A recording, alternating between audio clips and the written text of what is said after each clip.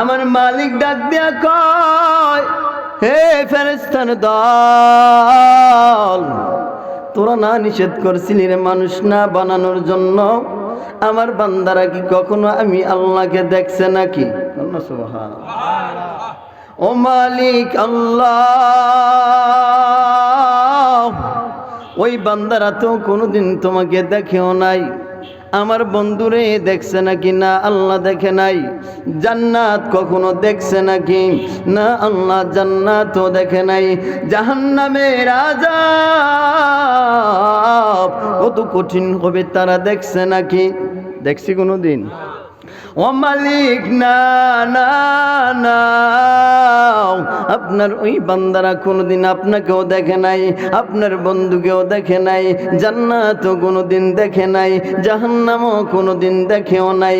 কেন রে ফেরেশতার দল, আমার মায়ার বান্দারা ওই জান্নাতের বাগানের মধ্যে কেন বসে রয়েছে?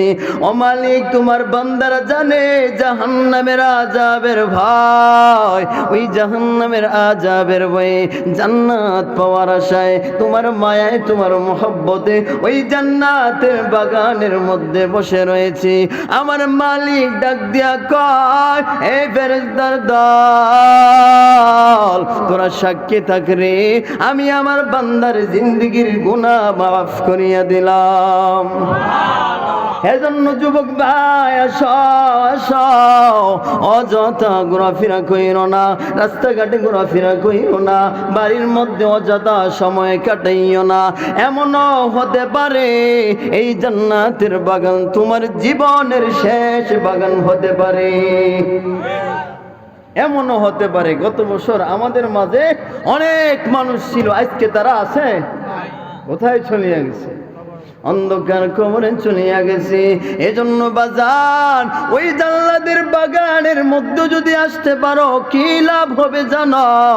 ওই যে তোমার একটা ঈমান নামক জিনিস আছে, ওই ঈমান নামক জিনিসটার পাওয়ার, ঈমান নামক জিনিসটার ব্যাটারি আছে, ওই ব্যাটারিটা চার্জ হতে থাকবে।